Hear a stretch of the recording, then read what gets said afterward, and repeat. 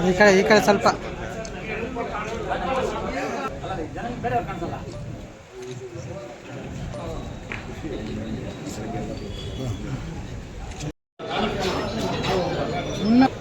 ಆಡಳಿತ ಸೌಧ ತಹಸೀಲ್ದಾರ್ ಕಚೇರಿ ಎದುರು ನಾವು ಕೆಜಿಎಫ್ ತಾಲೂಕಿನ ಮಾವು ಬೆಳೆಗಾರರ ಶ್ರವಣಾಭಿವೃದ್ಧಿ ಸಂಘ ಮತ್ತು ರೈತರು ಎಲ್ಲ ಸೇರಿಕೊಂಡು ಇದಕ್ಕೆ ಬೆಂಬಲವಾಗಿ ಕೂಡ ಕರ್ನಾಟಕ ರಾಜ್ಯ ರೈತ ಸಂಘ ಹಾಗೂ ಹಸಿರು ಸೇನೆ ಅವರು ಕೂಡ ನಮ್ಮ ಕೈ ಜೋಡಿಸಿಕೊಂಡು ಇವತ್ತಿನ ದಿವಸ ನಾವು ಮನವಿ ಪತ್ರ ಮೂಲಕ ತಹಸೀಲ್ದಾರ್ವರಿಗೆ ಒಂದು ಪತ್ರ ನೀಡಿ ಮತ್ತು ಅದರ ಜೊತೆಗೆ ಮಾನ್ಯ ಜಿಲ್ಲಾಧಿಕಾರಿಗಳ ಜೊತೆಗೆ ಮತ್ತು ಸರ್ಕಾರಕ್ಕೆ ಕೂಡ ಒಂದು ಮನವಿ ಪತ್ರ ನೀಡಬೇಕಂತ ಬಂದಿದ್ದೀವಿ. ಇದು ಮುಖ್ಯ ಉದ್ದೇಶ ಅಂತ ಹೇಳಿದ್ರೆ ಸರಿಸುಮಾರು ನಮ್ಮ ಕೆಜಿಎಫ್ ತಾಲೂಕಿನಲ್ಲಿ ಶ್ರೀನಿವಾಸಪುರ ಮೊದಲನೇದಾಗಿ ಮತ್ತು 8ನೇ ವಿಭಾಗಗಳು, ತದನಂತರವಾಗಿ ನಮ್ಮ ಕೋಲಾರ ಜಿಲ್ಲೆಯಲ್ಲಿ 3ನೇ ಸ್ಥಾನದಲ್ಲಿರುವಂತಹ ಒಂದು ಮಾವು ಬೆಳೆ ಅಂದರೆ ನಮ್ಮ ಕೆಜಿಎಫ್ ತಾಲೂಕು. ಇದರಿಂದ ಸುಮಾರು ಬಹಳಷ್ಟು ಕುಟುಂಬಗಳು ಕೂಡ ಇದ್ರ ಮೇಲೆ ಅವಲಂಬಿತರಾಗಿರುತ್ತಾರೆ. ಅವರಿಗೆ 1 ವರ್ಷದಿಂದ ಕಾದು ಸುಸ್ತಾಗಿ ಸುಮಾರು ಹವಾಮಾನ ವೈಪರೀತ್ಯ ಆಗಿರ್ಬೋದು, ಮತ್ತು ಮಳೆ ಇಲ್ದಿರ ಜನವರಿ ಫೆಬ್ರವರಿಯಲ್ಲಿ ಮತ್ತೆ ಅದಕ್ಕೆ ಟ್ಯಾಂಕರ್ ಮೂಲಕ ನೀರನ್ನು ಒದಗಿಸ್ತಾ ಇರ್ತಾರೆ. ಅದ್ರ ಜೊತೆಗೆ ಸರಿಸುಮಾರು ಅಂದರೆ ಒಂದು 2-3 ವರ್ಷದಿಂದ ಕೂಡ ಈ ಹವಾಮಾನ ವೈಪರೀತ್ಯ ಮತ್ತು ಈ ಕೀಟನಾಶಕಗಳಿಂದ ಕೂಡ ಸರಿಸುಮಾರು ಅಂದರೆ ಒಂದು 5-6 ಸರಿ ಕೂಡ ಒಂದೊಂದು ಸರಿ ಸ್ಪ್ರೇ ಮಾಡಬೇಕಂತ ಹೇಳಿದ್ರೆ ಒಂದೊಂದು ಎಕರೆಗೆ ಸುಮಾರು 4,000 ರಿಂದ 5,000 ಆಗುತ್ತೆ ಅಂತ ಹೇಳಿದ್ರೆ ಸರಿಸುಮಾರು ಒಂದೊಂದು ವರ್ಷಕ್ಕೆ ಒಂದು ಎಕರೆಗೆ ಸುಮಾರು 20,000 ರಿಂದ 30,000 ರೂಪಾಯಿ ಬರೀ ಔಷಧಿ ಖರ್ಚು ಮಾತ್ರ ಆಗ್ತಾ ಇದೆ. ಅದ್ರ ಜೊತೆಗೆ ನಿರ್ವಹಣೆ ಖರ್ಚು ಅಂತೇಳಿ ಒಂದು 10,000 ಅಡಿಷನಲ್ ಆಗ್ತಾ ಇದೆ. ಸುಮಾರಾಗಿ ಕೂಡ 30,000 ರೂಪಾಯಿ ಆಗ್ತಾ ಇದೆ. ಅದ್ರ ಜೊತೆಗೆ ಇವತ್ತು ಅಷ್ಟು ಸಾಕಷ್ಟು ಕಾಳಜಿ ವಹಿಸಿಕೊಂಡು ಕೈಗೆ ಬಂದಿರುವಂತಹ ಫಸಲಿಗೆ ಇವತ್ತು ನೋಡ್ತಾ ಇದ್ರೆ ಒಂದು 5 ರೂಪಾಯಿ ಕೂಡ ಇರ್ತಾ ಇಲ್ಲ ಕೆಜಿಗೆ, ಅಂದ್ರೆ ಟನ್ಗೆ 5,000 ರೂಪಾಯಿ ಕೂಡ ಇರ್ತಾ ಇರಲ್ಲ. ಇದಕ್ಕೆ ತುಂಬಾ ಸಂಕಷ್ಟದಲ್ಲಿರೋ ನಮ್ಮ ರೈತರು. ಅದಕ್ಕೆ ಮಾನ್ಯ ಜಿಲ್ಲಾಧಿಕಾರಿಗಳಾಗಿರ್ಬೋದು ಮತ್ತೆ ನಮ್ಮ ಉಸ್ತುವಾರಿ ಸಚಿವರಾಗಿರ್ಬೋದು ಸರ್ಕಾರಕ್ಕೆ ಮನವಿ ಸಲ್ಲಿಸಿ ಸೂಕ್ತವಾದಂತಹ ಬೆಂಬಲ ಬೆಲೆ ನೀಡಿದ್ರೆ ಸಂಕಷ್ಟದಲ್ಲಿರುವಂತಹ ರೈತರಿಗೆ ಸ್ವಲ್ಪ ಏನಂತ ಹೇಳಿದ್ರೆ ಅದು ಆಚೆ ಕಡೆ ಬರೋದಕ್ಕಾಗೋದಿಲ್ಲ. ಒಂದು ಅಸಿಸ್ಟೆಂಟ್ ಆಗಿರ್ಬೋದು, ಅಡಿಷನಲ್ ಇನ್ಸೆಂಟಿವ್ ಆಗಿರ್ಬೋದು, ಅದು ಕೊಡ್ತಾ ಇದ್ರೆ ಇನ್ನು ನೆಕ್ಸ್ಟ್ ಮುಂದೆ ದಿವಸ ಕೂಡ ಒಂದು ರೈತರು ನಮ್ಮ ಮಾವು ಬೆಳೆಗೆ ಮಾಡೋದಕ್ಕೆ ಸ್ವಲ್ಪ ಇಂಟ್ರೆಸ್ಟ್ ತೋರಿಸ್ತಾರೆ. ಇಲ್ಲ ಅಂತ ಹೇಳಿದ್ರೆ ಈ ಆಗಿರುವಂತಹ ಈ ಹವಾಮಾನ ವೈಪರೀತ್ಯ ಆಗಿರ್ಬೋದು ಮತ್ತೆ ದರ ಈ ರೀತಿ ಆಗಿರೋದ್ರಿಂದ ತುಂಬಾ ರೈತರು ನಷ್ಟ ಆಗ್ತಾರೆ. ಅದಕ್ಕೋಸ್ಕರ ಶೀಘ್ರವಾಗಿ ಕೂಡ ಸರ್ಕಾರ ಇದನ್ನು ಮಧ್ಯಪ್ರವೇಶಿಸಿ 1 ಟನ್ ಮಾವಿನ ಬೆಳೆಗೆ ಅಂದ್ರೆ ಬಹುಶಃವಾಗಿ ತೋತಾಪುರಿ ಅಂತ ಹೇಳ್ತಾರೆ, ಸರಿಸುಮಾರಿಗೆ ಕೂಡ 2/3 ಭಾಗದಷ್ಟು ಅಂದ್ರೆ 70% ಅಷ್ಟು ಕೂಡ ನಮ್ಮ ಭಾಗದಲ್ಲಿ ಎಲ್ಲರೂ ಕೂಡ ತೋತಾಪುರಿ ಮಾವೇ ಬೆಳೀತಾ ಇದ್ರು. ಅದಕ್ಕೆ 15 ರೂಪಾಯಿ ಕನಿಷ್ಠ ಬೆಂಬಲ ಬೆಲೆಯನ್ನು ನಿಗದಿ ಮಾಡಬೇಕು. ಅದ್ರ ಜೊತೆಗೆ ನಮ್ಮ ಕರ್ನಾಟಕದಿಂದ ಆಂಧ್ರ ಪ್ರದೇಶಕ್ಕೆ ಹೋಗಿರುವಂತಹ ಕಾಯಿಗೆ ಅಲ್ಲಿ ನಿರ್ಬಂಧ ಆಗಿರುತ್ತಾರೆ. ಅದಕ್ಕೋಸ್ಕರ ಅದನ್ನು ಅಲ್ಲಿರುವಂತಹ ಚಿತ್ತೂರು ಜಿಲ್ಲಾ ಅಧಿಕಾರಿಗಳು ಮತ್ತು ಅಲ್ಲಿರುವಂತಹ ಒಂದು ಉಸ್ತುವಾರಿ ಮಂತ್ರಿಗಳು ಮಾತಾಡಿ ಅದನ್ನು ಸೂಕ್ತವಾದಂತಹ ಪರಿಹಾರ ನೀಡಬೇಕು. ಅದನ್ನು ಸರಿಯಾದ ಸಮಯದಲ್ಲಿ ಕೂಡ ಶೀಘ್ರ ಬಗೆಹರಿಸಿದ್ರೆ ನಮ್ಮ ರೈತರಿಗೆ ಒಳ್ಳೆಯದಾಗುತ್ತೆ. ಅದರ ಜೊತೆಗೆ ಕೂಡ ನಮ್ಮ ಸ್ಥಳೀಯ ಶಾಸಕರಾಗಿರ್ಬೋದು ಮತ್ತೆ ಸ್ಥಳೀಯ ನಮ್ಮ ಕೋಲಾರ ಜಿಲ್ಲೆಯ ಸಂಸ್ಥರಾಗಿರ್ಬೋದು, ಅಲ್ಲಿ ಕೂಡ ನಮ್ಮ NDA ಸರ್ಕಾರ ಇದೆ. ಮತ್ತೆ ಇಲ್ಲಿ ಕೂಡ ಸೆಂಟ್ರಲ್ ಕೂಡ ಇದೆ. ನಮ್ಮ ಸ್ಥಳೀಯ ಸಂಸದರು ಕೂಡ NDA ಪಕ್ಷದವರಾಗಿರ್ತಾರೆ. ಅದಕ್ಕೋಸ್ಕರ ಅವರು ಕೂಡ ಇದರ ಬಗ್ಗೆ ಕಾಳಜಿ ವಹಿಸಿ ಶೀಘ್ರ ಸೂಕ್ತ ಒಂದು ಪರಿಹಾರ ನೀಡಿದರೆ ನಾವು ಸಂಕಷ್ಟದಲ್ಲಿರುವಂತಹ ರೈತರಿಗೆ ಏನಂತ ಹೇಳಿದ್ರೆ ಒಂದು ಗಡಿಪಾರ ಆಗ್ತಾರೆ. ಆ ರೀತಿಯಾಗಿ ಒಂದು ಸೂಕ್ತ ಅಡಿಷನಲ್ ಆಗಿ ಕೂಡ ಇನ್ಸೆಂಟಿವ್ ಬಂದಾಗುತ್ತೆ. ನೆಕ್ಸ್ಟ್ ಮುಂದಿನ ದಿವಸಗಳಲ್ಲಿ ಕೂಡ ಮುಂದಿನ ವರ್ಷ ಒಂದು ಫಸಲು ಮಾಡೋದಕ್ಕೆ ಕೂಡ ಒಂದು ಇಂಟ್ರೆಸ್ಟ್ ತೋರಿಸ್ತಾರೆ. ಅದಕ್ಕೋಸ್ಕರ ಶೀಘ್ರವಾಗಿ ಕೂಡ ಇದನ್ನ ಒಂದು 2-3 ದಿವಸದಲ್ಲಿ ಕ್ಲಿಯರ್ ಮಾಡಿದ್ರೆ ಒಳ್ಳೆಯದಾಗುತ್ತೆ ಅಂತ ಹೇಳಿ ನಾವು ನಮ್ಮ ಕೆಜಿಎಫ್ ತಾಲೂಕು ರೈತರ ಕ್ಷೇಮಾಭಿವೃದ್ಧಿ ಸಂಘ ಮತ್ತು ರೈತ ಸಂಘದ ವತಿಯಿಂದ ಇವತ್ತು ನಾವು ವಿನಂತಿ ಮಾಡ್ತಾ ಇದ್ದೀವಿ. ರೈತ ಪರ ಹೋರಾಟಕ್ಕೆ ಹಸಿರು ಸೇನೆಗೆ ಇರ್ಬೋದು. ಮ್ಯಾಂಗೋ ಇವತ್ತು ಕುಸಿದಿದೆ. ರೈತರು ವರ್ಷಕ್ಕೊಂದು ಬರುವಂತ ಬೆಳೆನ ನಿಜವಾಗ್ಲೂ ಸರ್ಕಾರ ಎಚ್ಚೆತ್ತುಕೊಂಡು ಅವ್ರಿಗೆ ಮೂಲಭೂತವಾಗಿ ಪರಿಹಾರವನ್ನು ಕೊಡಬೇಕಾಗುತ್ತೆ. ನಾವು ಅರ್ಥ ಮಾಡ್ಕೊಳ್ಳೋಣ, ನಮ್ಮ ಕರ್ನಾಟಕ ಸರ್ಕಾರದಲ್ಲಿ ನಿಜವಾಗ್ಲೂ ಹೇಳ್ತೀನಿ, ನಿಮಗೆ ನಿಜವಾಗ್ಲೂ ಮಾನ ಮಾಡಿದ ಯಾರಿಗೂ ಇಲ್ಲ. ಮಂತ್ರಿ ಮಂಡಳಿ ಯಾರಿಗೂ ಮಾನ ಮಾಡಿಲ್ಲ. ಯಾಕೆ ಸ್ವಾಮಿ? ಇವತ್ತು ಆಂಧ್ರದಲ್ಲಿ ಪಕ್ಕದಲ್ಲಿ ಇವತ್ತು ಬಹಳಷ್ಟು ಹೋರಾಟ ನಾವು ಮಾಡಿದರೆ ಎಷ್ಟು ಗೋದಾವರಿ ನೀರನ್ನು ತಂದು ಇಲ್ಲಿ ಕುಪ್ಪಂಗಲ ಕೊಟ್ಟಿದ್ದಾರೆ, ಶಾಂತಿಪುರಂ ಕೊಟ್ಟಿದ್ದಾರೆ. ನೀವು ತರಕ್ಕಾಗ್ಲಿಲ್ವಾ? ಬಹಳ ಹೋರಾಟಗಳಲ್ಲಿ ಮಾಡಿದಾಗ ಹೇಳಿದ್ರೆ ನೀವು ಸರ್ಕಾರ ಏನ್ ಮಾಡ್ತೀರಿ ಅಂದ್ರೆ ಯಾವ್ದೋ ನೀವು ಸಣ್ಣ ನೀರನ್ನು ಕೊಡಕ್ಕಾಗಲ್ಲ. ನಿಮ್ಗೆ ಎತ್ತಿನ ಮೇಲೆ ನೀರನ್ನ 4 ಬಾರಿ ಮುಖ್ಯಮಂತ್ರಿ ಚೇಂಜ್ ಆಗಿದ್ದಾರೆ. ಒಬ್ಬೊಬ್ಬ ಮುಖ್ಯಮಂತ್ರಿ ಬಂದ್ರೆ 2,000 ಕೋಟಿ ನೀವು ಸ್ಯಾಂಕ್ಷನ್ ಮಾಡ್ತೀರಿ. ಎಲ್ಲ ನೀವು ಕಮಿಷನ್ ತಗೊಂಡು ಹೋಗ್ತಾ ಇರ್ತೀರಿ ಮನೆಗೆ. ನೀರಂತೂ ಕೋಲಾರ ಜಿಲ್ಲೆ ನೀರು ಕೊಟ್ಟಿಲ್ಲ. ಇವತ್ತು 2ನೇ ತಗೊಳ್ಳೋಣ. ಇವತ್ತು ಆಂಧ್ರದಲ್ಲಿ ಮಾವಿನ ಹಣ್ಣಿಗೆ ಇವತ್ತು ಬೆಂಬಲ ಬೆಲೆ ಕೊಟ್ಟಿದ್ದಾರೆ. 4 ರೂಪಾಯಿ ಪ್ರೋತ್ಸಾಹ ಕೊಡ್ತಾ ಇದ್ದಾರೆ. ನೀವು ಕೊಡ್ತಾ ಇದ್ದೀರಾ? ಸರ್ಕಾರ ಕೊಡ್ತಾ ಇದ್ದೀರಾ? ನೀವು ಕೊಡ್ತಾ ಇಲ್ಲ. ನೀವೇನಾಗ್ತದೆ ಅಂದ್ರೆ ನಿಮ್ಮ ಮಂತ್ರಿ ಮಂಡಲದಲ್ಲಿ ಸುತ್ತಾಡ್ಕೊಂಡು ಬರಂತ ಸರ್ಕಾರ ಹಣವನ್ನ ಲೂಟಿ ಮಾಡ್ತಾ ಇದ್ದೀರಿ. ಮೊದಲು ಲೂಟಿ ಮಾಡೋದನ್ನ ನಿಲ್ಬೇಕಾಗುತ್ತೆ. ಇವತ್ತು ರೈತ ಪರ ಕಾಳಜಿ ಇದ್ರೆ ನೀವು ಮುಂದೆ ಬಂದು ಮೊದಲಿಗೆ ಏನು ಕೊಡ್ಬೇಕು ಬೆಂಬಲ ಬೆಲೆಯನ್ನು ಘೋಷಣೆ ಮಾಡಬೇಕಾಗುತ್ತೆ. ಯಾಕೆ ನಾವೆಲ್ಲ ರೈತರ ಮೂಲ. ಚುನಾವಣೆ ಬಂದ ಮಾತ್ರ ರೈತ ಮೇಲೆ ಪ್ರಮಾಣ ಮಾಡ್ತಿರಲ್ಲ.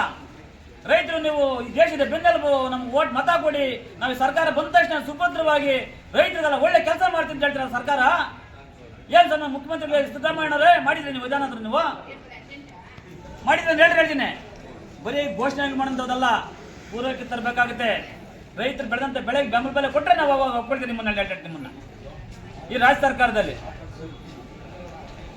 ಏನಿವತ್ತು ಈ KGF ತಾಲೂಕಿನ ಭ್ರಷ್ಟಾಚಾರವನ್ನ ಮಾನ್ಯ ತಹಸೀಲ್ದಾರ್ ಇರ್ಬೋದು, ನಾವು ಜಿಲ್ಲಾಧಿಕಾರಿಗಳು ಮನೆ ಮಾಡ್ತಾರೆ, ಇದನ್ನ ಕಡಿವಾಣ ಹಾಕ್ಬೇಕಾಗುತ್ತೆ. ಒಂದು ಕಡೆ ಇವತ್ತು ಕೃಷಿ ಇವತ್ತೇನು ಮುಂಗಾರ ಬರ್ತಾ ಇದೆ, ಇವತ್ತು ಗೊಬ್ಬರಗಳನ್ನು ಸಮರ್ಪಕ ತರಿಸಬೇಕಾಗುತ್ತೆ, ರೈತರಿಗೆ ಹಂಚಬೇಕಾಗುತ್ತೆ. ತೋಟಗಾರಿಕೆ ಇರ್ಬೋದು, ಕೃಷಿ ಇಲಾಖೆ ಇರ್ಬೋದು, ಸರ್ಕಾರದಿಂದ ಹೇಳ್ತೀನಿ. ಬಿತ್ತನೆ ಬೀಜ ಸಮೇತ ಎಲ್ಲ ಟೋಟಲ್ ಆಗಿ ಹಂಚಬೇಕಾಗುತ್ತೆ ರೈತರಿಗೆ ಹೇಳ್ತೀನಿ. ಇದರಲ್ಲಿ ಹಿಂದುಳಿದಿದೆ. ಈ ತಾಲೂಕು ಕಚೇರಿಯಲ್ಲಿ ಭ್ರಷ್ಟಾಚಾರ ತಾಂಡವಾಡ್ತಾ ಇದೆ. ಒಂದು ರೆಕಾರ್ಡ್ ರೂಮ್ ಅನ್ನ ಯಾರಿಗಾನ ರೆಕಾರ್ಡ್ ಕೊಡ್ಬೇಕಂತಂದ್ರೆ ಬೋಗಸ್ ರೆಕಾರ್ಡ್ ಸೃಷ್ಟಿ ಮಾಡಿಸಿ 50,000 ಲಕ್ಷ ತಗೊಂಡು ಇಲ್ಲೊಂದು 2-3 ಬ್ರೋಕರ್ ಆಗಿದ್ದಾರಂತೆ ತಾಲೂಕು ಕಚೇರಿಯಲ್ಲಿ. ಏನೇಣ ಈ ತಾಲೂಕು ಕಚೇರಿಯಲ್ಲಿ ಭ್ರಷ್ಟಾಚಾರ ನಡಿಬೇಕು, ತಡವಾಗಬೇಕಾಗುತ್ತೆ. ಯಾರು ಬ್ರೋಕರ್ ಇದ್ದಾರೆ ಅವ್ನ ಮೊದಲಿಗೆ ನಮ್ಮ ಪೊಲೀಸ್ ತನಿಖೆ ಮಾಡಿಸಿ ಅವ್ನ ಒಳಗಡೆ ಹಾಕ್ಬೇಕಾಗುತ್ತೆ. ಇವತ್ತು ಏನು ಭೂಗಳ್ರು, ಭೂಮಾಫಿಗಳು ಏನು KGF ಸುತ್ತಮುತ್ತ ಹೊಡೆದಿದ್ದಾರೆ, ಭೂಮಿ ಲಪ್ಟಾಯಿಸಿದ್ದಾರೆ, ಅವನ್ನೆಲ್ಲ ಒಳಗಡೆ ಹಾಕ್ಬೇಕಾಗುತ್ತೆ. ಮತ್ತೆ 53, 57 ಅಲ್ಲಿ ಯಾರು ಅರ್ಜಿ ಹಾಕಿದ್ರೆ ರೈತರು ಅವ್ರಿಗೆ ಸಾಗುವಳಿ ಕೊಡ್ಬೇಕಾಗುತ್ತೆ. ಅದಾದ ನಂತರ ಮತ್ತೆ ಏನಿವತ್ತು ಪಿ ನಂಬರ್ಗಳನ್ನ ದುರಸ್ತಿನ ಒಂದು ಮಟ್ಟಕ್ಕೆ ತಂದು ಬಡವರಿಗೆ ಅನುಕೂಲ ಮಾಡಿಕೊಡ್ಬೇಕಾಗುತ್ತೆ. ಮತ್ತೆ ಹಳ್ಳಿಗಳಲ್ಲಿ ತಗೊಂಡ್ರೆ ಪಂಚಾಯತ್ಗಳಲ್ಲಿ ಏನು ಪಂಚಾಯತಿ ಅಧಿಕಾರಿಗಳು ಒಂದು ಈಸತ್ತು ಖಾತೆ ಮಾಡ್ಬೇಕಂದ್ರೆ 5,000 10,000 ರೂಪಾಯಿ ಲಂಚ ತಗೊಳ್ತಾ ಇದ್ದಾರೆ. ಸಾಮಾನ್ಯ ಜನಕ್ಕೆ ಕೆಲಸ ಮಾಡ್ಕೊಡ್ತಾ ಇಲ್ಲ. ಮತ್ತೆ ಇಲ್ಲಿ ಸಾರ್ವಜನಿಕ ಆಸ್ಪತ್ರೆ KGF ಅಲ್ಲಿ ಬಂದ್ರೆ ಹಣ ಕೊಡ್ತಿದ್ದು ಕೆಲಸ ಮಾಡ್ತಾ ಇಲ್ಲ ಡಾಕ್ಟರ್ಗಳು, ಸರಿ ರೀತಿಯಲ್ಲಿ ಚಿಕಿತ್ಸೆ ಕೊಡ್ತಾ ಇಲ್ಲ. ಇಂಥ ಭ್ರಷ್ಟಾಚಾರನೆಲ್ಲ ಕಡಿವಾಣ ಹಾಕ್ಬೇಕಾಗುತ್ತೆ. ತಹಸೀಲ್ದಾರ್ ಸಭೆ ಕರೆದು ಜಿಲ್ಲಾಧಿಕಾರಿ ಸಭೆ ಕರಿಬೇಕಾಗುತ್ತೆ. ಮತ್ತೆ ಮುನ್ಸಿಪಲ್ ಅಲ್ಲಿ ಹೋದ್ರೆ ಏನೇ ಕೋಲಾರ ವ್ಯಾಪ್ತಿ ನಮ್ಮ KGF ವ್ಯಾಪ್ತಿಯಲ್ಲಿರುವಂತವರು ಯಾರಾದ್ರೂ ಖಾತೆ ಆಗ್ಬೋದು, ಅವ್ರ ಹತ್ರ ಸಮರ್ಪಕ ಖಾತೆ ಮಾಡ್ತಾ ಇಲ್ಲ, ಸಮರ್ಪಕ ನೀರು ಕೊಡ್ತಾ ಇಲ್ಲ ಮನೆಗೆ. ಇದೇನ ದೌರ್ಜನ್ಯನ? ನಿಮ್ದೇನು ಹಿಟ್ಲರ್ ದರ್ಬಾರ? ಇದು ಪ್ರಜಾಪ್ರಭುತ್ವ. ಪ್ರಜಾಪ್ರಭುತ್ವ ಮೂಲಭೂತ ಸೌಕರ್ಯ ಕೊಡಿ ರೈತರಿಗೆ. ಹಳ್ಳಿ ಇರ್ಬೋದು, ಪಟ್ಟಣ ಇರ್ಬೋದು ಅಂತ ಹೇಳ್ತಿದ್ದೀನಿ. ಇಂಥದ್ದೆಲ್ಲ ಬಹಳಷ್ಟು ನಡೀತಾ ಇದೆ. ಈ ತಾಲೂಕಿನಲ್ಲಿ ಅಕ್ರಮಗಳನ್ನ ತಡೆಗಟ್ಟಬೇಕಾಗಿದೆ. ಮಾನ್ಯ ತಹಸೀಲ್ದಾರ್ನ ಮನವಿಯನ್ನು ಕೊಡ್ತಾ ಇದ್ದೀರಿ, ತಹಸೀಲ್ದಾರ್ ಮುಖಾಂತರ ಜಿಲ್ಲಾಧಿಕಾರಿ ಕೊಡ್ತಾ ಇದ್ದೀರಿ. ಇಲ್ಲಿ ಏನೇನು ನಡೀತಾ ಇದೆ ಈ ಅಕ್ರಮಗಳನ್ನ ತಡೆಗಟ್ಟಬೇಕಾಗಿದೆ. ಏನಿವತ್ತು ಸರ್ಕಾರ ಆಯಿತು, ಮಾನ್ಯ MLAಗಳವರು ಏನು ಇವತ್ತು ಈ ತಾಲೂಕು ವ್ಯಾಪ್ತಿಯಲ್ಲಿರುವಂಥ ಮೇಡಮ್ ಅವರೇ ದಯವಿಟ್ಟು ತಾವಾದ್ರೂ ನೋಡಿ, ಇವ್ರ ಪರಿಸ್ಥಿತಿ ನೋಡ್ರಿ. ಯಾವ ಪಂಚಾಯತಿಯಲ್ಲಿ ಒಂದು ಕಡೆ ಯಾವ ಪಂಚಾಯತ್ ಅದ, ಒಂದು ಗುಲೇಳಿ ಪಂಚಾಯತಿ ವಿಶ್ವನಾಥ್, ಯಾವ ಪಂಚಾಯತ್ ನಿಮ್ದು ಪಂಚಾಯತಿ ಇರ್ಬೋದು, ಸುಮಾರು 4-5 ಪಂಚಾಯತ್ಗಳಲ್ಲಿ ಆ PDOಗಳವರು ಬಹಳಷ್ಟು ಹಣ ಲೂಟಿ ಮಾಡ್ತಾ ಇದ್ದಾರೆ. ಇಂಥವನ್ನ ಮಾನ್ಯ ತಹಸೀಲ್ದಾರು ಸಭೆ ಕರೆದು ಸಭೆ ಕರೆದು ಇಂಥವನ್ನ ಕಾನೂನು ಕ್ರಮ ಜರುಗಿಸಬೇಕಾಗುತ್ತೆ. ದಯಮಾಡಿ ಈ ಸರ್ಕಾರಗಳ ಅಂದ ಬಂದಂತ ಮಂತ್ರಿಮಂಡಲ ಮತ್ತೆ ನಮ್ಮ ತಹಸೀಲ್ದಾರರು ಸಭೆ ಕರೆದು ಇವನ್ನೆಲ್ಲ ಒಂದು ಸಂಪೂರ್ಣವಾಗಿ ತನಿಖೆ ಮಾಡಿಸಬೇಕಾಗುತ್ತೆ. ಮನೆ ಶಾಸಕರಿಂದ ರೂಪಕಲಾ ಶ್ರೀ ಮೇಡಮ್ ಅವರೇ ದಯವಿಟ್ಟು ನೀವು ಬರೀ MLA ಆಗ್ಬಿಟ್ರೆ ಆಗೋದಿಲ್ಲ, ರೈತ ಸಮಸ್ಯೆಗಳನ್ನ ಬಗೆಹರಿಸಬೇಕಾಗುತ್ತೆ, ಕುಂದುಕಟ್ಟೆಗಳನ್ನ ಬಗೆಹರಿಸಬೇಕಾಗುತ್ತೆ. ನೀವು ಯಾರೇ ಗೆಲ್ರಿ ಪಕ್ಷ ಭೇದ ನೋಡ್ಬೇಡ್ರಿ. ಅವ್ನು ಆ ಪಕ್ಷ ಈ ಪಕ್ಷ ಅಂತ ಹೇಳಿ ರೈತರ ಬೇಕೆಲ್ಲ ಒಂದೇ ಇರ್ತಾರೆ ಅಡ್ಡಾಡ್ತೀನಿ. ಬರೀ ಮತ ಕೊಟ್ಟವ್ರಿಗೆ ಮಾಡ್ಬೇಕಂತಲ್ಲ, ಮತ ಕೊಟ್ಟವಾಗ ಯಾರೇ ಇಲ್ಲ ಅವ್ರು ಕೆಲಸ ಮಾಡ್ಕೊಡಿ ದಯಮಾಡಿ ಅಡ್ಡಾಡಿ. ನಾನು ಮುಂದಿನ ದಿನಗಳಲ್ಲಿ ನಿಮ್ಗೂ ಈಗ ಈ ತಾಲೂಕಲ್ಲಿ ಹುಡುಗಾಲ ಇರುತ್ತೆ. ಆ ರೀತಿಯಲ್ಲ ನೀವು ಆ ಪಕ್ಷ BJP ಕಾಂಗ್ರೆಸ್ JDS ಮಾಡಿದ್ರೆ ಮುಂದೆ ನಿಮ್ಗೆ ಹುಡುಗಾಲ ಇರೋದಿಲ್ಲ. ನಿಮ್ಮ ತಂದೆಯವರು ಮಿನಿಸ್ಟರ್ ಆಗಿದ್ದಾರೆ, ಫುಡ್ ಮಿನಿಸ್ಟರ್ ಆಗಿದ್ದಾರೆ. ದಯಮಾಡಿ ಮೊನ್ನೆ KH ಮುನಿಯಪ್ಪನವರೇ ಈ ಫುಡ್ ಅಕ್ರಮ ಆಗ್ತದಲ್ಲ, ಅಕ್ರಮ ಆಗ್ತಾ ಪೋಲನ್ನ ಮೊದಲು ತಡೆಗಟ್ರಿ. ಬಹಳಷ್ಟು ಅಕ್ರಮ ಅಕ್ಕಿಯನ್ನ ಖಾಸಗಿ ಅಂಗಡಿಗೆ ಮಾರಾಟ ಮಾಡ್ತಾ ಇದ್ದಾರೆ. ಅದಾದ್ಮೇಲೆ ಸಿಲಿಂಡರ್ ಗ್ಯಾಸ್ಗಳನ್ನ ರೀಫಿಲಿಂಗ್ ಆಗ್ತಾ ಇದೆ KGF ಅಲ್ಲಿ, ಕಾಳು ಸಂತೆಯಲ್ಲಿ ಮಾರಾಟ ಮಾಡ್ತಾ ಇದ್ದಾರೆ.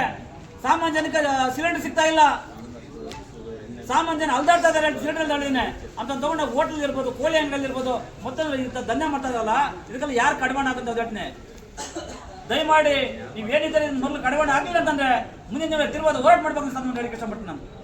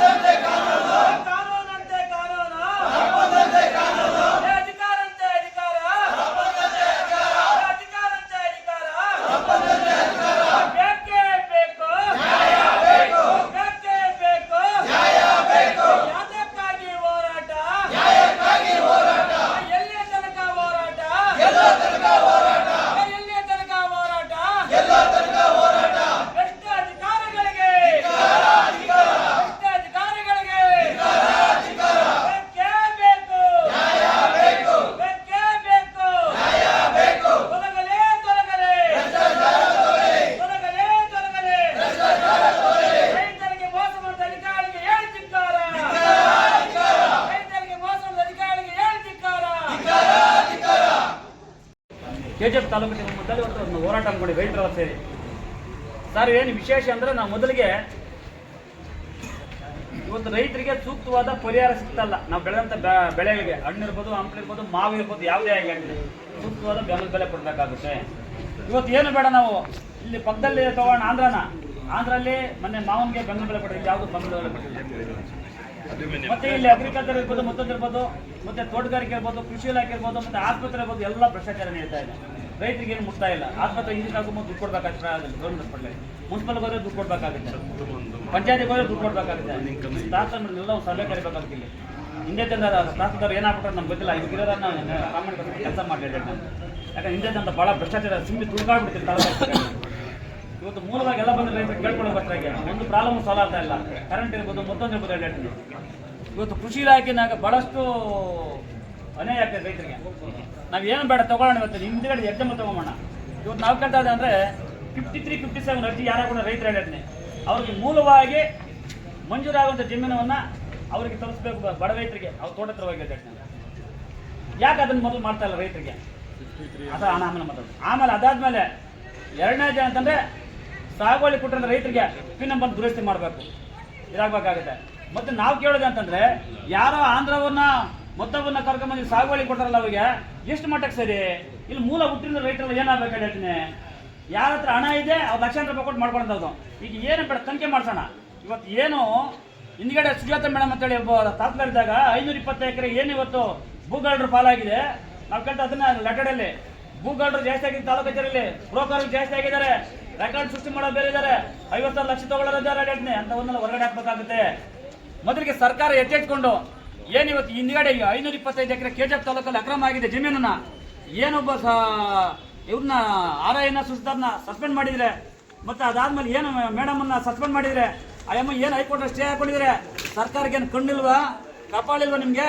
ಯಾಕೆ ಇಟ್ಕೊಂಡಿದಂಥ ಅಧಿಕಾರಿಗಳನ್ನ ಕೂಡಲೇ ಸಸ್ಪೆಂಡ್ ಮಾಡಿ ಅವ್ರನ್ನ ಅಮಾನತು ಮಾಡಿ ಅವ್ರನ್ನ. ಇಂಥ ಅಧಿಕಾರಿ ಇಟ್ಕೊಂಡ್ರೆ ಭ್ರಷ್ಟಾಚಾರದಲ್ಲಿ ಏನಿವತ್ತು ತಾನು ಮಾಡ್ತಾರೆ 525 ಎಕರೆ ಯಾರಪ್ಪನ ಮನೆ ಹಾಕ್ತೀರಿ? ಇದಕ್ಕೆ ಯಾರು ಕುಮ್ಮಕ್ಕಿದಕ್ಕೆ? ಇವತ್ತು ಒಂದು ಎಕರೆ ಆಸ್ತಿ ತಗೊಂಡ್ರೆ ಎಷ್ಟು ಜಮೀನು ಹೇಳ್ತೀನಿ ನೋಡಿ. ನಾವು ಹೇಳ್ತಾ ಇರೋದು ಅಧಿಕಾರಕ್ಕೆ ಬರ್ತೀವಿ ರಾಜಕಾರಣಿಗಳು. ಅಧಿಕಾರಕ್ಕೆ ಬಂದಾಗ ಮಾನ ಮರ್ಯಾದೆಗೆ ಒಳ್ಳೆ ರೀತಿಯಲ್ಲಿ ಕೆಲಸ ಮಾಡಿ ಹೇಳ್ತೀನಿ. ರೈತರಿಗೆ ಸ್ಪಂದಿಸ್ರಿ. ಅಧಿಕಾರಕ್ಕೆ ಬರೋದು ರೈತ ಮೇಲೆ ಸವಾರಿ ಮಾಡಕ್ಕಲ್ಲ, ಅವ್ರ ಜಮೀನು ಕಬಳಿಕೆ ಹೊಡಿಕಲ್ಲ. ಇಲ್ಲಿ ಮೂಲ ಹುಟ್ಟು ರೈತರಲ್ಲೇ ಅವ್ರೆ ಕಬಳಿಕೆ ಮಾಡ್ಕೊಂಡು ಮಾರಾಟ ಮಾಡ್ತಾ ಇದ್ರೆ ಹೇಳ್ತೀನಿ. 525 ಎಕರೆಯಲ್ಲಿ ಯಾರು ಭಾಗಿಯಾಗಿದ್ದಾರೆ ಅವ್ರಿಗೆಲ್ಲ ತಲೆದಂಡನೆ ಆಗಬೇಕಾಗುತ್ತೆ. ಇವತ್ತು ಏನು ಲೋಕಾಯುಕ್ತ ವರದಿಯಲ್ಲಿ 525 ಎಕರೆ ಆಗಿರೋದು ನಿಜ ಅಂತ ಸತ್ಯಾಂಶ ಈಚೆ ಬಂದಿದೆ. ಅದಾದ ನಂತರ ಅದಕ್ಕೆ ಅಧ್ಯಕ್ಷ ಯಾರು? MLA ತಾನೆ? MLA ಅಧ್ಯಕ್ಷ ಆದ್ಮೇಲೆ ಯಾಕಿಂತ ತನಿಖೆ ಮಾಡಿಸಿಲ್ಲ MLA? ಸರ್ಕಾರ ಅವ್ರದ್ದೇ ಇದೆಯಲ್ಲ, ಅವ್ರ ತಂದೆಯವರು ಮಿನಿಸ್ಟರ್ ಆಗಿದಾರಲ್ಲ, ಯಾಕೆ ಮಾಡ್ತಾರಲ್ಲ ಮೇಡಮ್ ಅವರೇ? ತಾವೇ ಅಧ್ಯಕ್ಷ ಆಗಿರಲ್ಲ, ಇದಕ್ಕೆ ತಾವು ಅಧ್ಯಕ್ಷ ಆಗಿರೋ ಸಂದರ್ಭದಲ್ಲಿ ಇಲ್ಲಿ ಏನೇನು ತಾವು MLA ಆಗಿರೋ ಸಂದರ್ಭದಲ್ಲಿ ಇಲ್ಲಿ ಏನೇನು ಲೋಕದೋಷಿ ಬಂದವೆ, ಅದಕ್ಕೆಲ್ಲ ಕಾರಣಕರ್ತರು ನೀವೇ ಆಗ್ತೀರಿ. ಲೋಕಲ್ MLA ಅವ್ರು ನೀವೇ. ನೀವು ಒಂದು ಕೆಲಸ ಮಾಡಿ, ನಿಮ್ಗೆ ಇದಕ್ಕೆ ನಿಮ್ಗೆ ಸಂಬಂಧ ಇಲ್ಲ ಅಂತಂದ್ರೆ ಯಾರು ತಪ್ಪಿಸ್ತಿದ್ದಾರೆ ಅವ್ರ ಮೇಲೆ ಕಾನೂನು ಕ್ರಮ ಜರುಗಿಸಿ, ಅವ್ರನ್ನ ಒಳಗಡೆ ಹಾಕ್ಸ್ರಿ, ಜೈಲಿಗೆ ಕಳಿಸ್ರಿ. ಅಲ್ಲ ರೀ, ಸಾಮಾನ್ಯ ಜನ ಏನಾರು ಮಾಡಿದ್ರೆ ಸುಮ್ಮನೆ ಬಿಡ್ತಾರೆ ರೈತರನ್ನ. ಯಾರನ್ನೊಬ್ರು ಏನೋ ಒಂದು ತೋಟದ ಕಳ್ತ ಮಾಡಿದ್ರು ಜೈಲಿಗೆ ಹಾಕ್ತಾರೆ ಹೇಳ್ತೀನಿ. 525 ಎಕರೆ ಜಮೀನು ಯಾಮಾರಿಸಿದ್ರಲ್ಲ, ಏನು ಹೇಳ್ಬೇಕು ನಿಮ್ಗೆ ಹೇಳ್ತೀನಿ. ಮತ್ತೆ ಸಾಕಾಗಿಲ್ಲ ಅಂತ ಅಧಿಕಾರಿಗೆ ಮತ್ತೆ ಇನ್ನೊಂದು ಕಡೆ ಅಧಿಕಾರ ಕೊಡ್ದು ಹೇಳ್ತೀನಿ, ಕೆಲಸ ಮಾಡ್ಲಿ ಅಂತ ಹೇಳಿ ನಾನು. ಭೂಗಳತನ ಯಾರು ಮಾಡ್ತಾ ಇದ್ದಾರೆ ರೈತರಿಗೆ ಸಮರ್ಪಕ ಕೊಡಬೇಕಾಗುತ್ತೆ. ಈ ತಾಲೂಕು ಕಚೇರಿಯಲ್ಲಿ ಏನು ಭ್ರಷ್ಟಾಚಾರ ನಡೀತಾ ಇದೆ, ಯಾರು ಬ್ರೋಕರ್ ಕೆಲಸ ಮಾಡ್ತಾರ, ರೆಕಾರ್ಡ್ ಯಾರು ಸೃಷ್ಟಿ ಮಾಡ್ತಾರೆ ಅಂತವ್ರು ಜಾಸ್ತಿ ಜನ ಇದ್ದಾರೆ, ಅವ್ನು ಒಳಗಡೆ ಹಾಕ್ಸ್ಬೇಕಂತ ಹೇಳ್ತೀನಿ. ಮತ್ತೆ ರೈತರಿಗೆ ಅನುಕೂಲ ಮಾಡ್ಕೊಡ್ಬೇಕಾಗುತ್ತೆ. ಇವತ್ತು ನಾವು ತಹಸೀಲ್ದಾರ್ ಮೇಡಮ್ ಮಾತಾಡ್ತಾರೆ, ಮೇಡಮ್ ಇರಲಿಲ್ಲ. ಇಲ್ಲಿ ತಾಲೂಕಲ್ಲಿ ನಡೀತಾ ವ್ಯವಹಾರ ಜಾಸ್ತಿ ಇದಾವೆ. ಒಂದು ಪಂಚಾಯತಿ ಇರ್ಬೋದು, ಮತ್ತೆ ಅದಾದ್ಮೇಲೆ ಮುನ್ಸಿಪಲ್ ಇರ್ಬೋದು, ಆಸ್ಪತ್ರೆ ಇರ್ಬೋದು, KIB ಇರ್ಬೋದು, ಬಹಳಷ್ಟು ಅಕ್ರಮ ನಡೀತಾ ಇದೆ. ಮೂಲಭೂತ ಸೌಕರ್ಯ ಸಿಗ್ತಾ ಇಲ್ಲ ರೈತರಿಗೆ. ತಾಲೂಕು ಕಚೇರಿಯಲ್ಲಿ ಏನಿವತ್ತು ಕೃಷಿ ಇಲಾಖೆ ಇರ್ಬೋದು ಮತ್ತು ತೋಟಗಾರಿಕೆ ಇರ್ಬೋದು ಬರಂತ ರೈತರಿಗೆ ಯಾವುದೋ ಅನುದಾನ ಸಿಗ್ತಾ ಇಲ್ಲ. ಅದನ್ನು ಮಾತಾಡ್ಬೇಕಾಯ್ತು ಮೇಡಮ್ ಇಲ್ಲ. ಒಂದು ದಿವಸ ಸಭೆಯಲ್ಲಿ ಇವತ್ತು DC ನಾವು ಮನವಿ ಕೊಟ್ಟ ಇದ್ರ ಮುಖಾಂತರ ಹೇಳ್ತೀನಿ, ಚರ್ಚೆ ಮಾಡ್ತೀರಿ. ಇದು ಬಹಳಷ್ಟು ಅಕ್ರಮಕ್ಕೆ ಕಾರಣ ಆಗಿರೋದ್ರಲ್ಲಿ ನಾನು ಸಂದರ್ಭ ಹೇಳಕ್ಕೆ ಇಷ್ಟಪಡ್ತೀನಿ. ನಾನು ಮಾವು ಬೆಳೆಗಾರ ಶ್ರಮದಾನ ಸಂಘದ ವತಿಯಿಂದ ಈ ತಹಸೀಲ್ದಾರ್ ಕಚೇರಿಯಲ್ಲಿ ನಾವು ಮನವಿ ಪತ್ರ ಕೊಡೋದಕ್ಕೆ ಬಂದಿದ್ದೀವಿ. ಇದರ ಮುಖ್ಯ ಉದ್ದೇಶ ಅಂತ ಹೇಳಿದ್ರೆ, ಮೊನ್ನೆ ಕೂಡ ಕೋಲಾರ ಜಿಲ್ಲೆಯ ಶ್ರೀನಿವಾಸಪುರ ತಾಲೂಕು ಬಂದು ಆಚರಣೆ ಮಾಡಿದ್ರು. ಅದ್ರ ಜೊತೆಗೆ ನಾವು ಕೂಡ ಇವತ್ತು ದಿವಸ ಮಾನ್ಯ ತಹಸೀಲ್ದಾರ್ ಅವರಿಗೆ ಮನವಿ ಪತ್ರ ಕೊಡ್ತಾ ಇದ್ದೀವಿ. ಸಾಕಷ್ಟು ರೈತರು ಕೂಡ ಸುಮಾರು 1 ವರ್ಷದಿಂದ ಕೂಡ ಸುಮಾರು ಖರ್ಚು ವೆಚ್ಚ ಮಾಡಿ ಇವತ್ತು ಫಸಲು ಕೈ ಬರುವಂಥ ಟೈಮಲ್ಲಿ ಇವತ್ತು ದರ ಇಲ್ದಿರ ತುಂಬ ಕಷ್ಟಪಟ್ಟಿದ್ದಾರೆ. ಅದಕ್ಕೋಸ್ಕರ ಸೂಕ್ತವಾದಂತಹ ಬೆಂಬಲ ಬೆಲೆ ನೀಡಬೇಕು ಮತ್ತು ಅದ್ರ ಜೊತೆಗೆ ಕೂಡ ಏನು ನಾವು ನಮ್ಮ ಕರ್ನಾಟಕದಿಂದ ಆಂಧ್ರಕ್ಕೆ ಹೋಗಿರುವಂಥ ಈ ಮಾವಿಗೆ ನಿರ್ಬಂಧ ಹಾಕಿದ್ದಾರೆ, ಅದನ್ನು ತೆರವುಗೊಳಿಸಬೇಕು ಮತ್ತು ನಮ್ಮ ಮಾನ್ಯ ಜಿಲ್ಲಾಧಿಕಾರಿಗಳು ಮತ್ತು ಸರ್ಕಾರವರು ಇದನ್ನು ಮಧ್ಯಪ್ರವೇಶಿಸಿ ಶೀಘ್ರವಾಗಿ ಕೂಡ ಒಂದು ಟನ್ ಮಾವಿಗೆ ತೋತಾಪುರಿ ಮಾವಿಗೆ 15,000 ರೂಪಾಯಿ ಆದರೂ ನಿಗದಿ ಮಾಡಬೇಕು. ಅದ್ರ ಜೊತೆಗೆ ಕೂಡ ಏನು ಬೆಂಬಲ ಬೆಲೆ ಏನಿದೆಯೋ ಅದನ್ನು ಶೀಘ್ರವಾಗಿ ಅದ್ರ ಜೊತೆಗೆ ಇದಕ್ಕೆ ಪರಿಹಾರ ಕೂಡ ನೀಡಬೇಕು. ಒಂದು ಎಕರೆಗೆ ಕನಿಷ್ಠ ಅಂದರೂ ಕೂಡ ಒಂದು 20,000 ರೂಪಾಯಿ ಆದರೂ ರೈತರಿಗೆ ಪರಿಹಾರ ನೀಡಬೇಕು ಅಂತೇಳಿ ನಾವು ಮನವಿ ಸಲ್ಲಿಸ್ತೇವೆ. ಇದ್ರ ಬಗ್ಗೆ ಸರ್ಕಾರ ಮಟ್ಟದಲ್ಲಿ